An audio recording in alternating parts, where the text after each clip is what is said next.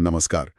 आज हम शहंशाह अकबर के दौर की गहराइयों में उतर रहे हैं, उन स्रोतों के जरिए जो हमारे पास हैं। जी हाँ।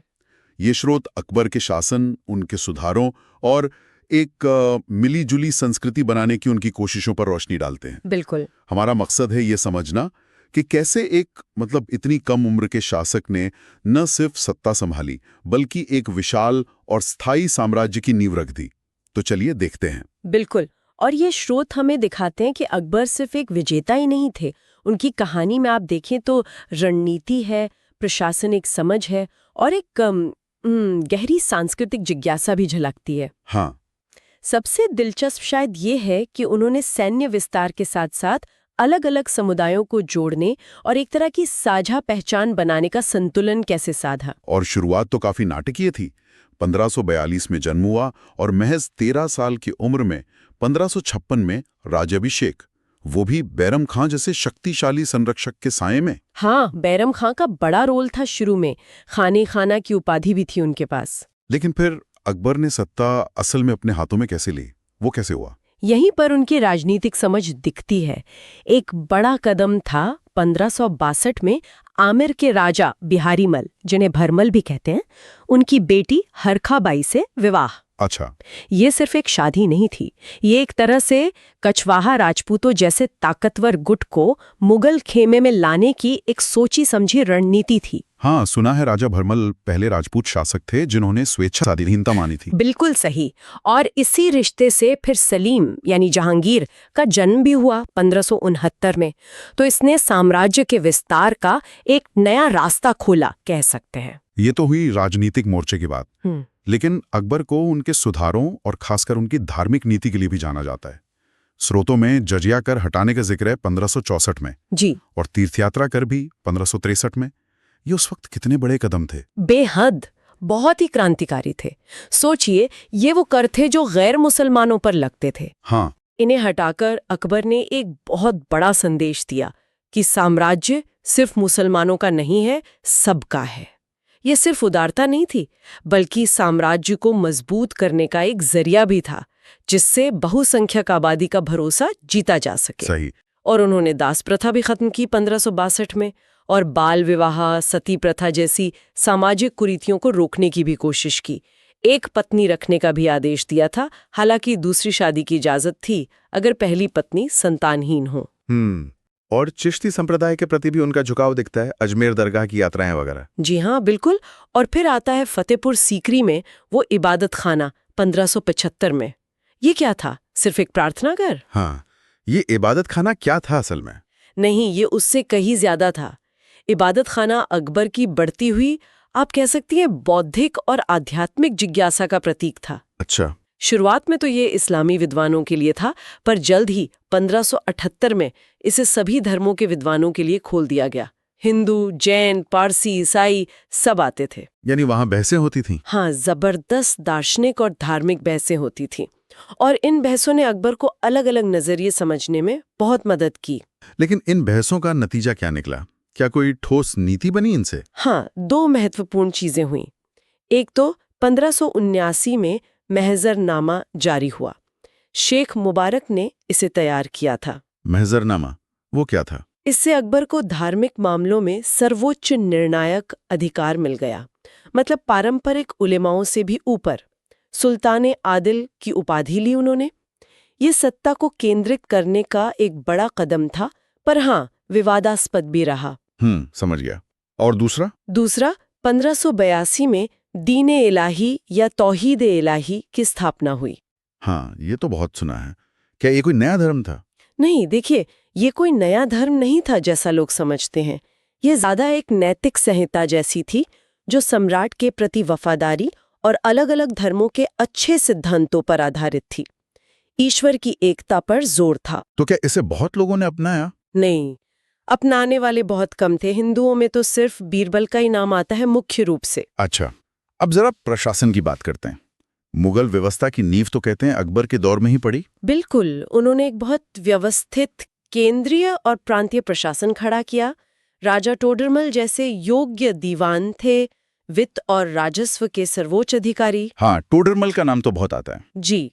फिर मीर बख्शी थे, जो सैन्य विभाग के प्रमुख थे, भर्ती और वेतन वगैरह देखते थे। घोड़ों को दागने की दाग प्रणाली शुरू की 1573 में, जिससे सैन्य अनुशासन बढ़ा। और वो मनसबदारी प्रणाली, वो क्या थी? हाँ, वो सबसे अहम थी मनसबदारी प्रणाली। लगभग 1574-75 में शुरू हुई।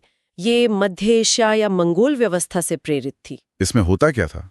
इसमें अधिकारियों को उनके पद या दर्जे के हिसाब से रैंक दी जाती थी। जात और सवार। जात मतलब व्यक्तिगत पद और सवार मतलब कितने घुड़सवार रखने हैं। ओके। इसके 3 वर्ग थे, मनसबदार, अमीर और अमीर आजम। इससे सेना और प्रशासन दोनों को संगठित किया गया और अमीरों की वफादारी सीधे बादशाह से जुड़ गई।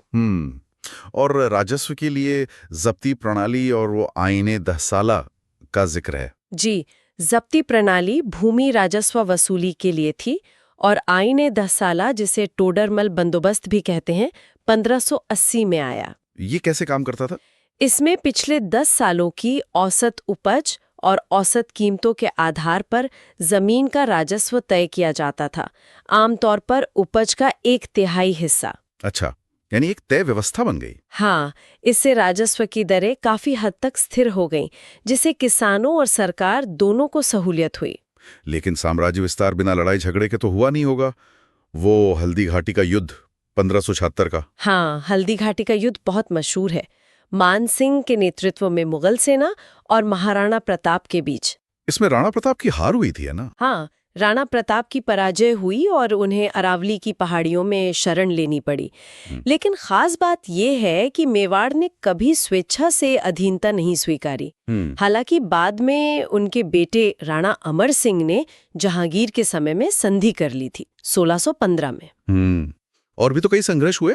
जी, गोंडवाना पर आक्रमण हुआ 1564 में, जहां रानी दुर्गावती ने वीरता से लड़ते हुए आत्महत्या कर ली। मारवाड़ के राव चंद्रसेन से भी लंबा संघर्ष चला। और हाँ, गुजरात विजय 1572-73 की, जो बहुत अहम थी। उसी के बाद फतेहपुर सीकरी की स्थापना हुई थी। जी हाँ, गुजरात विजय की खुशी में, या कुछ मानते हैं दक्षिण विजय की स्मृति में, फतेहपुर सीकरी की नींव रखी गई। और फिर शहजादा सलीम का विद्रोह भी तो हुआ था। हाँ, वो अकबर के आखिरी सालों की बात है।